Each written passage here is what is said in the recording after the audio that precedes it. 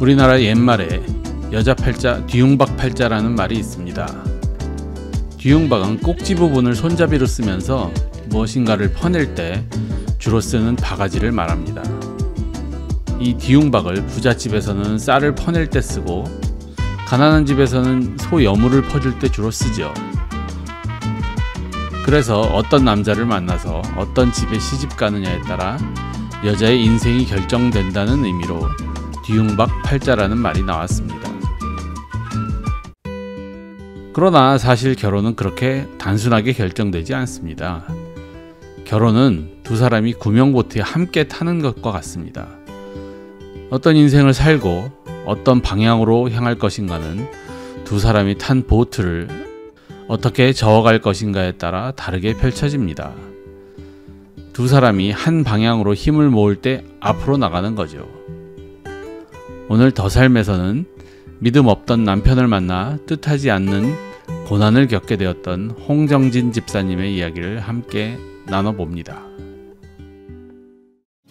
안녕하세요. 저는 필그림 선교교회를 섬기고 있는 홍정진입니다. 제가 요즘 제일 듣고 싶은 저의 호칭이 있는데요. 그거는 저희 손주가 할미라고 부르는 그 호칭입니다.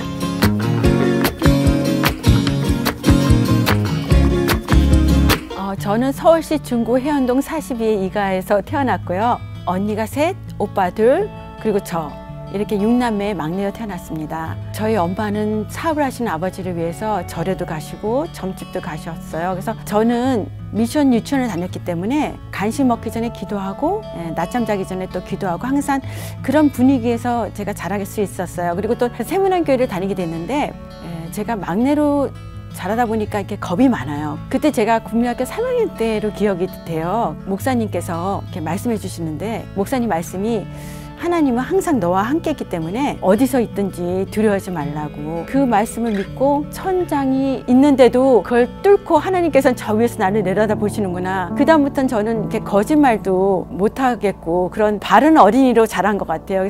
저희 아버지가 제가 태어났을 때부터 간이 좀 안 좋으시다 그랬어요. 왜냐면 아버지가 사업을 하시다 보니까 한국과 마산과 구미와 이런 공업단지를 왔다 갔다 하시다 보니까 결국에는 제가 대학교 3학년 때 아버지가 돌아가시게 되었어요. 저희 아버지가 9월 8일에 돌아가셨으면 그 다음에 저희 작은 오빠가 추운 겨울 1월 23일 날 오빠가 스킨스코어 다이버를 했어요. 컨디션이 좀 안 좋았는데 오빠가 친구를 살리려고 애를 쓰다가 아마 산소 호흡이 그게 다 된 것 같아요. 그래서 오빠가 이제 친구랑 같이 돌아가시는 그 일이 있은 후에 제가 좀 하나님을 많이 원망했어요. 제가 믿는 하나님에 대해서 좀 두 번의 그런 일을 겪고 나니까 제게는 많이 힘든 상황이었고, 그래서 제 대학교 4학년은 좀 우울하고 힘든 시절을 보냈습니다.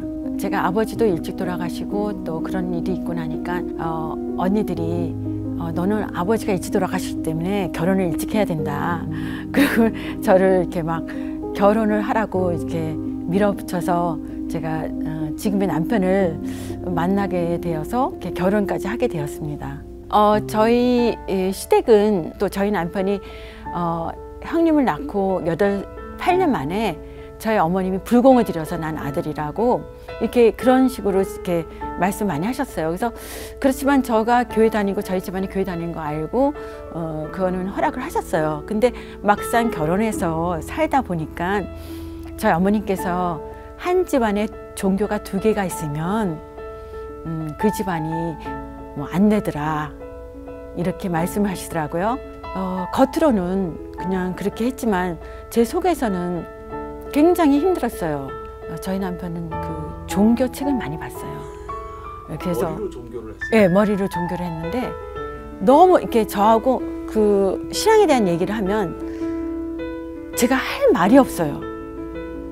너무나 막 그래서 제가 아예 그 부분에 대해서는 제가 아예 말을 안 하는 게 제가 너무 갑갑하니까 답답하니까, 그리고 자꾸 하가 생기고 막 이러니까 그래서 그냥 예, 충돌이 자꾸 생기는 거예요. 다른 거에 충돌이 하나도 없는데 그런 얘기를 하면 이렇게 충돌이 생겼어요.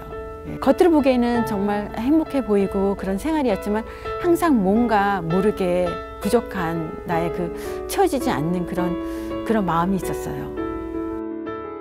성경 그룹을 잘 다녔었는데 회사에 다니는 뭐 공장에 있는 그런 분들이, 공장장 그런 분들이 저희 남편을 이렇게 자꾸 유혹하기 시작했어요. 그래서 회사를 하자, 뭐 공장을 하자, 그래서 뭐 옷 만드는 거를 하자, 뭐 이렇게 해서 잘 됐어요. 왜냐면 저희 남편은 경험이 없지만 이렇게 머리로만 하는 거고 그 밑에 분들이 하시기 때문에 잘 됐어요. 그래서 잘 되다 보니까 안 된 사람 보면 도와주고 싶은 그런 마음이 있었어요. 근데 남편의 대학교 선배님이 큰 빵 공장을 크게 했었어요. 그분도 이제 무리를 하다 보니까 조금 자금이 힘들었나 봐요. 그래서 저희 남편한테 인수하라고 계속 그랬어요. 그래서 도와주고 싶은 마음으로 그걸 인수하게 됐어요. 근데 그게 이제 불행의 시초가 되었습니다. 그분이 빚진 거 뭐 이런 걸 막아주고 이렇게 하다 보니까 원래 하던 일 거기까지 사실 제가 친정에 좀 피해를 끼친 게 있었어요. 그러니까 제가 대학교 때 아버지가 돌아가시다 보니까 제가 뭐 유산 상속을 이렇게 건물 지분을 받은 게 있어서 남편이 힘들다 하니까 뭐 내가 이렇게 사인만 해주면 은행에서 돈이 나온다고 하니까 뭐 잠깐 빌리는 거니까 그러느니 하고 제가 그렇게 하고 말았어요. 근데 그게 이제 나중에 친정에서 알게 돼 갖고 저희 남편이 미국에 있는 언니한테 한 몇 달만 갔다 와라. 그러면 내가 다 정리를 해놓겠다. 그래서 이제 처음에는 애들 둘 데리고 미국을 갔어요. 미국 갔는데 제가 언니네 집에 가서 한 일주일 있었나 뭐 한국에서 전화 오고 난리가 났어요. 그래서 큰언니가 나가서 네가 해결해라 그러면서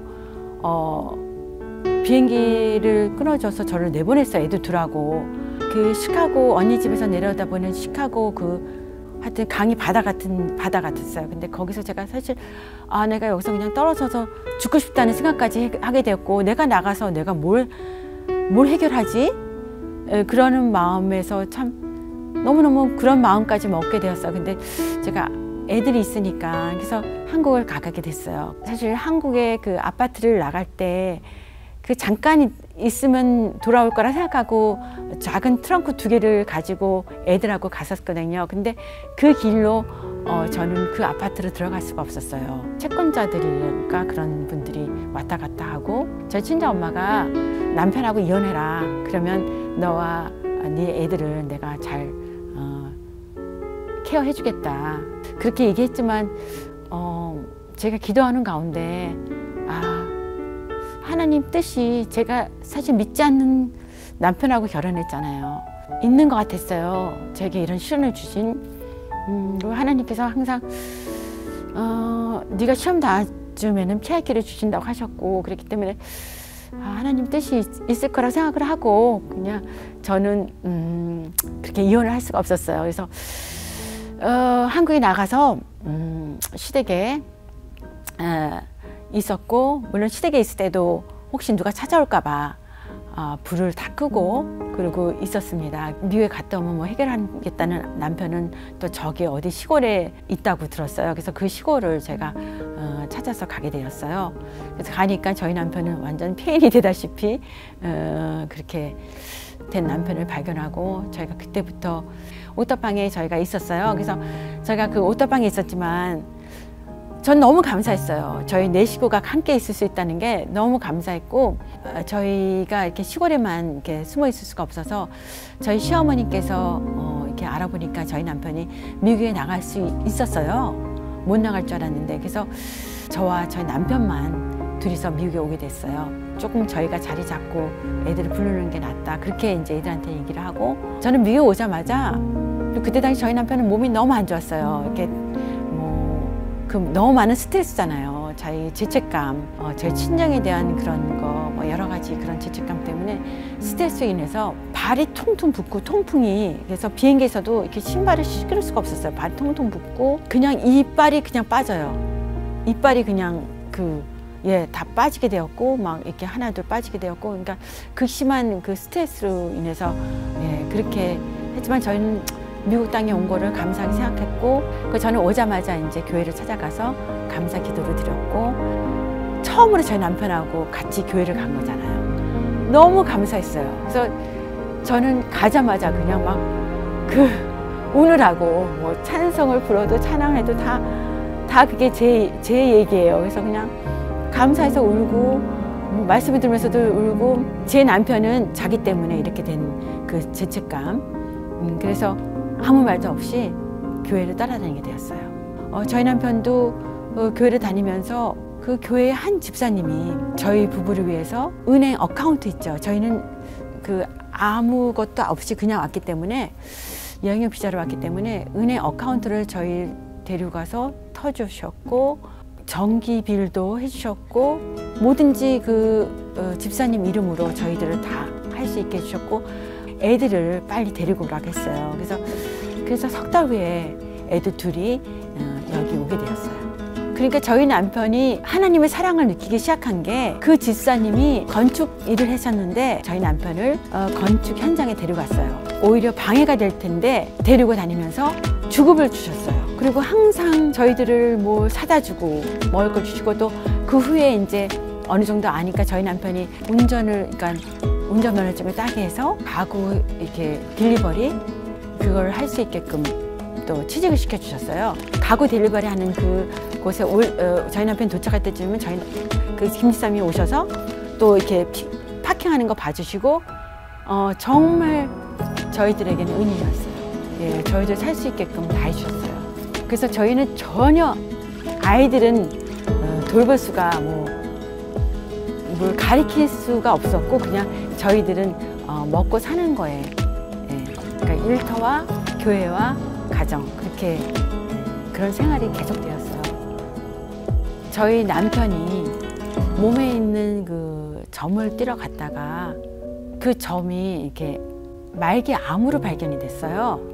그래서 이미 몸속에 4.5mm 정도 들어가서 한 그 의사가 6개월 정도뿐이 살 수 없으니까 빨리 수술 의사를 찾는 게 베스트라고 그렇게 얘기를 하셨어요. 그래서 그 암이 많이 퍼졌기 때문에 임파선을 절제하는 수술을 여러 번에 걸쳐서 했어요. 그래서 왼쪽 배에 있는 그쪽에 이제 암이 시작이 되었지만, 그 밑으로 해서 다리, 허벅지 밑으로 해까지 그 임파선을 다 잘라내게 됐어요.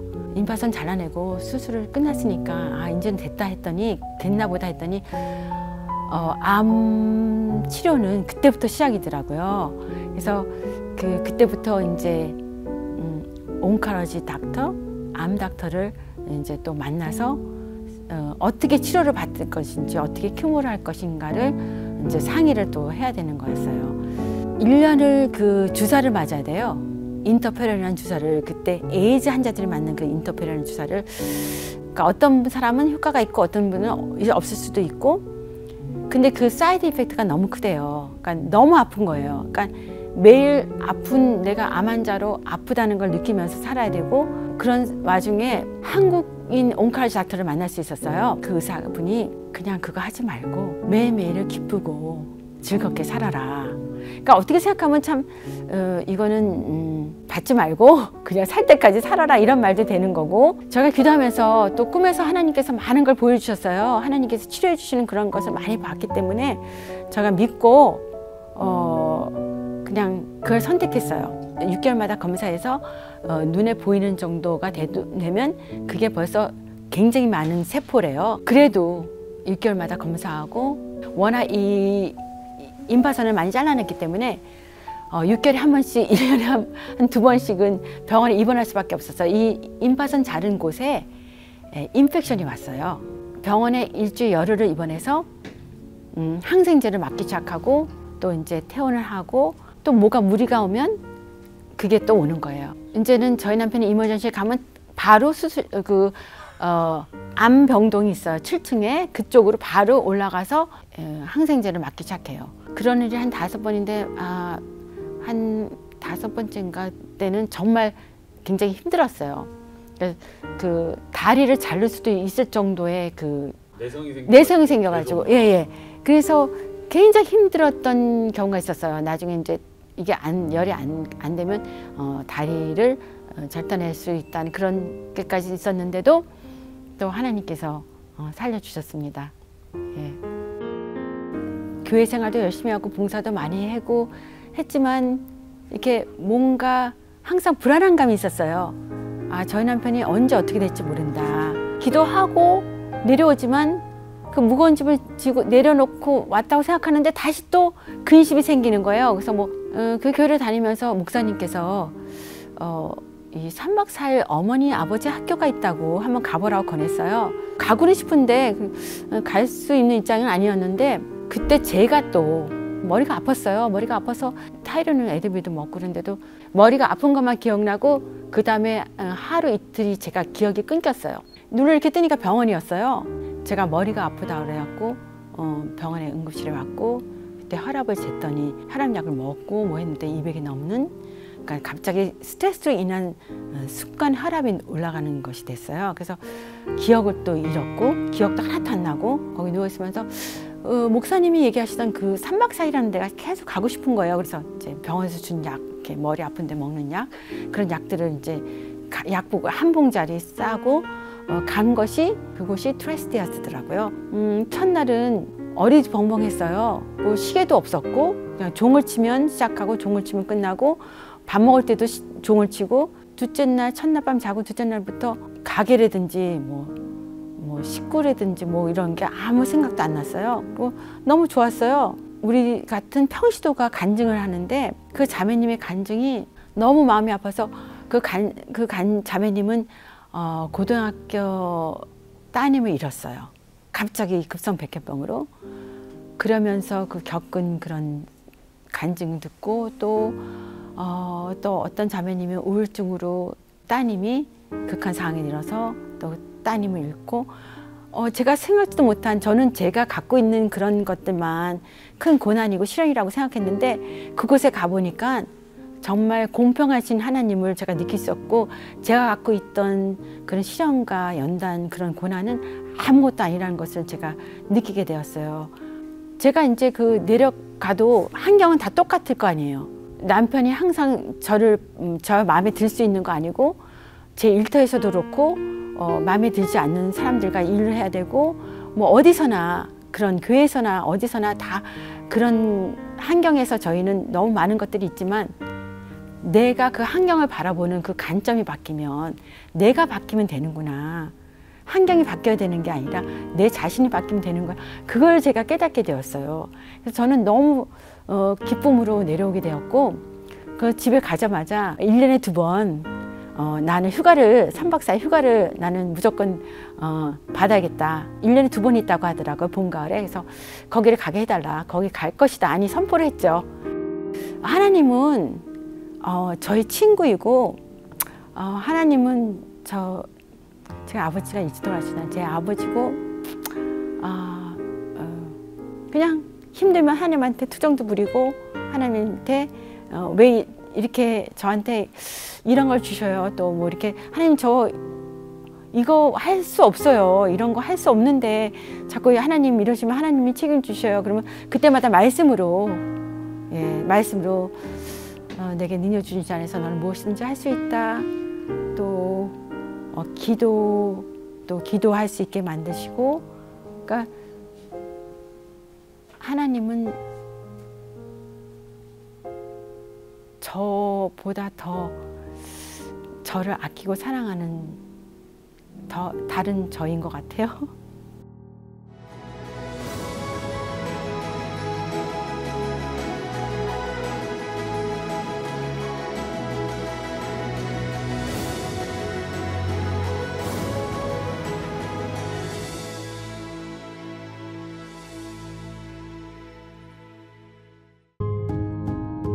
더 삶에서는 다양한 삶의 이야기들을 찾고 있습니다.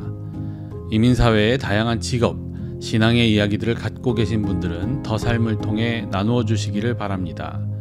또 특별히 오디오로 간증을 나누어 주실 분들의 소재와 사연들도 받습니다. 보내실 곳은요, pmcthe3@gmail.com이고요. 채택되신 분들께는 더 삶의 로고가 새겨진 컵과 에코백을 보내드립니다. 더 삶은 언제나 예수를 잘 모르는 분들께 다가가려고 합니다.